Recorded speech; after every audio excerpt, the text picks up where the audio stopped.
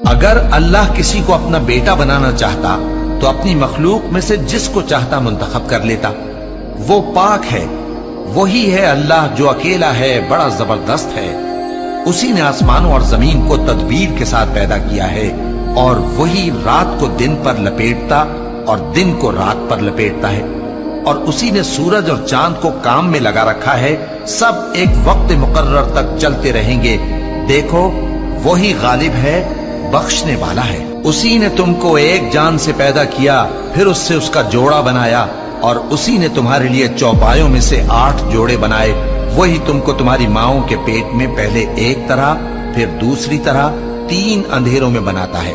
یہی اللہ تمہارا پروردگار ہے، اسی کی بادشاہی ہے، اس کے سوا کوئی معبود نہیں۔